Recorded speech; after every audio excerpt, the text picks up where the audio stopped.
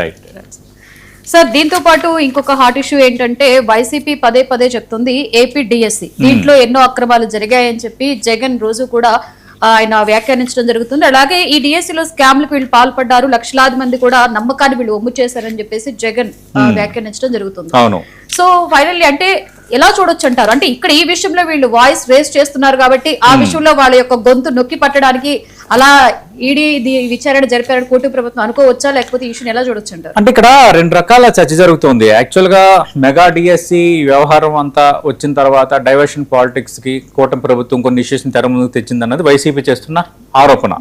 కానీ ఇక్కడ ఏంటంటే డిఎస్సిలో అక్రమాలు జరిగాయని వైఎస్ఆర్ కాంగ్రెస్ పార్టీ ఇష్యూని కొంత తీసుకున్న తర్వాత డిఎస్సి అభ్యర్థులను పిలిచారు, జగన్మోహన్ రెడ్డి సమావేశం అయ్యారు, మీకు కోర్టులు కేసుల పరంగా చేయాల్సిన న్యాయ సహాయం చేస్తామన్నారు. నేను వచ్చిన తర్వాత ఎవరికైతే అన్యాయం జరిగిందో అలాగే వాళ్ళకి అనుకూలంగా మేము చర్యలు తీసుకుంటామని న్యాయం చేస్తామని చెప్పారు. ఇదంతా జరిగింది. ఇదంతా జరిగినప్పుడు కూడా ఇక్కడ ఏమైందంటే 16,000 పోస్టులకే స్కాములు లీకులు కనిపిస్తున్నాయని వైఎస్ఆర్ కాంగ్రెస్ పార్టీ ఆరోపిస్తున్న అంశం. మాజీ ముఖ్యమంత్రి జగన్మోహన్ రెడ్డి మీడియా సమావేశంలో మాట్లాడింది ఏంటంటే డిఎస్సిలో 6,100 పోస్టులు మా హయాంలోనే ఇచ్చాము, సీఎంగా ప్రమాణ స్వీకారం చేసిన 50 రోజుల్లోనే జీవో ఇచ్చాము, ఎక్కడా తప్పు జరగకుండా కొత్త ఉద్యోగాలు ఇచ్చాము, ఉద్యోగ భద్రత ఎవరు బద్దలు కొట్టలేని రికార్డు సృష్టించాము అనేది వాళ్ళు చెబుతున్న మాట. కానీ ఇక్కడ డిఎస్సికి సంబంధించి మనం ఒకసారి మాట్లాడుకుందాం. డిఎస్సికి సంబంధించి లీగల్ ఖర్చులను భరిస్తామని వైఎస్ఆర్ కాంగ్రెస్ పార్టీ భరోసా ఇవ్వటం అనేది ఒకటైతే, సిబిఐతో ఎంక్వైరీ చేయించాలని మేము డిమాండ్ చేస్తామని జగన్మోహన్ రెడ్డి మొన్న చెప్పారు. ఈ కేసులన్నిటిపైన రీఎంక్వైరీ చేస్తాము, స్పోర్ట్స్ కోటాలో ఎలాంటి ఎగ్జామ్ లేకుండా సర్టిఫికెట్ ఆధారంగా పోస్ట్ ఇస్తామని మొదటి జీవో ఇచ్చారన్న అంశాన్ని కూడా ఈ రోజు కూడా జగన్మోహన్ రెడ్డి ప్రస్తావించారు. అంటే YSR Congress party mega DS అంశాన్ని ఒక మేజర్ ఇష్యూగా టేకప్ చేసింది. కానీ ప్రభుత్వం ఏం చెప్తోంది, ఎలాంటి అక్రమాలు జరగలేదు, మేము చాలా ఓపెన్ గా ఉన్నామని ప్రభుత్వ ప్రత్యేక ప్రధాన కార్యదర్శి అజయ్ జైన్ గాని అలాగే ఎడ్యుకేషన్ కి సంబంధించి కోన శశిధర్ గాని వాళ్ళు ఒక స్పష్టమైన వివరణ ఇచ్చారు. అయితే ఇక్కడ ఈ ఎగ్జామ్ సంబంధించిన ఇష్యూస్ ఏంటంటే 2024 జూన్ 13న మెగా డిఎస్సి ఫైల్ పై చంద్రబాబు తొలి సంతకం చేసిన నేపథ్యంలోనే చాలా టాటా అయాన్ ఆధ్వర్యంలో మల్టీలెవెల్ డిజిటల్ సెక్యూరిటీతో పరీక్షలు నిర్వహించారు. ప్రశ్నాపత్రాలకు పటిష్టమైన చర్యలు తీసుకున్నామని అధికారులు ఇప్పుడు వివరణ ఇచ్చారు. కానీ ఇప్పుడు ఏమవుతుందంటే స్పోర్ట్స్ కోటాలో తప్పు జరిగింది, స్పోర్ట్స్ కోటాలో అర్హత లేని వాళ్ళకి అవకాశాలు దక్కాయి, అర్హత ఉన్న వాళ్ళకి అవకాశాలు దక్కలేదు అనేది ఒక ఇష్యూ. ఒక బ్రిడ్జ్ గేమ్ అన్న దాన్ని ఆ కోటాలో అసలు దానికి వ్యాలిడిటీ లేదు, ఆ కోటాలో కొందరికి జాబులు వచ్చాయని వీళ్ళు చెప్తున్నారు. కానీ అంతర్జాతీయంగా వ్యాలిడిటీ ఉందన్నది ప్రభుత్వం ఇస్తున్న వివరణ. రెండోది ఆ కోటాలో ఎవరికి ఉద్యోగం రాలేదన్నది కూడా ప్రభుత్వం చెప్తున్న వివరణ.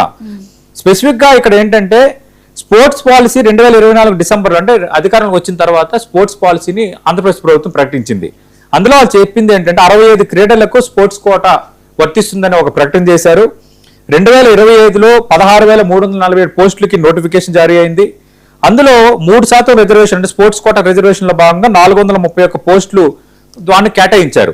అయితే ఆల్రెడీ ఇప్పుడు 39 పోస్టులు ఖాళీగా ఉన్నాయి. 3,600 మంది ఆన్లైన్లో దరఖాస్తు చేసుకున్నారని అజయ్ జైన్ పిలిచారు. కానీ ఇక్కడ అన్యాయం జరిగింది అన్న అంశాన్ని కొందరు అభ్యర్థులు లేవనెత్తిన తర్వాత కోర్టులకు వెళ్ళారు, కొన్ని కోర్టు కేసులు కంటిన్యూ అవుతున్నాయి, కొన్ని కోర్టు కేసులు కొట్టేశారు, ఇదంతా జరుగుతుంది. కానీ మెగా డిఎస్సిని నిర్వహించలేకపోయారు, అక్రమాలకు తెరలేపారు, స్పోర్ట్స్ కోటా పేరుతో నచ్చిన వాళ్ళకి ఇచ్చారు, అర్హత ఉన్న వాళ్ళకి ఇవ్వలేదన్న అంశాన్ని ఇప్పుడు వైఎస్ఆర్ కాంగ్రెస్ పార్టీ ప్రస్తావించింది. ఒకవైపు ఏమో కూటమి ప్రభుత్వం దీన్ని ఖండిస్తోంది. సరే, వివరణ ఇవ్వటం మంచిదే, కరెక్టే. కానీ ఈ మెగా డిఎస్సిలో ఏదో జరిగింది అన్న ఒక్క అంశాన్ని అయితే వైఎస్ఆర్ కాంగ్రెస్ పార్టీ కొంత జనంలో చర్చ వరకు తీసుకువెళ్ళగలిగింది. అంటే ఇక్కడ వైఎస్ఆర్ కాంగ్రెస్ పార్టీ తీసుకెళ్లింది కాబట్టి తప్పు జరిగిందని నేను సర్టిఫికేట్ చేయట్లా. కానీ ఇంత ఇష్యూ అవుతుంది, బాధితులు కూడా అంతే నేను అదే అంటున్నా, ఇంత ఇష్యూ అవుతుంది కాబట్టి సరే కోన శశిధర్ ప్రభుత్వ ప్రధాన కార్యదర్శిగా ఉన్న అజయ్ జైన్ వివరణ ఇచ్చే బదులు ఇంత ఇష్యూ అవుతుంది కాబట్టి వైఎస్ఆర్ కాంగ్రెస్ పార్టీని దృష్టిలో ఉంచుకోకుండా పబ్లిక్ లో కూడా ఒక డిస్కషన్ వచ్చింది కాబట్టి దీనిపైన ఒక ఇండిపెండెంట్ విచారణకు ఎందుకు ప్రభుత్వం ఆదేశించదు? తప్పేం లేదు. అంటే వాళ్ళ పారదర్శకత పెంచుకునేందుకు అంతే, తప్పు జరగలేదు అని నారా లోకేష్ చెప్తున్నారు, ఆ విద్యాశాఖ ఆయన చూస్తున్నారు కాబట్టి అధికారులు చెప్తున్నారు, అందరూ వివరణ ఇస్తున్నారు. ఆ వివరణలో వాస్తవం కూడా ఉండి ఉండొచ్చు, నేను కాదనట్లేదు. కానీ ఇంత ఇష్యూ అవుతుంది కాబట్టి వైఎస్ఆర్ కాంగ్రెస్ పార్టీ ఇష్యూని ఇంతగా పబ్లిక్ లోకి తీసుకువెళ్ళింది కాబట్టి ఎస్ మేము కడిగిన ముచ్చులో బయటకు వస్తాం. మెగా డిఎస్సీలు ఏ ఒక్క అభ్యర్థికి అన్యాయం జరగలేదు, వీఆర్ ట్రాన్స్పరెంట్, మా ప్రభుత్వం పారదర్శకతకు పెద్దపీట వేస్తుంది అన్న అర్థం వచ్చేలా మీరు ఒక విచారణకు ఆదేశించండి. ఆ విచారణలో అంతా పెర్ఫెక్ట్ గా జరిగిందని వస్తే అప్పుడు వైఎస్ఆర్ కాంగ్రెస్ పార్టీకి చెంప చెల్లు అని కొట్టినట్టే కదా. అప్పుడు వైఎస్ఆర్ కాంగ్రెస్ పార్టీ ఇలాంటి ఆరోపణలు ఏవి చేసినా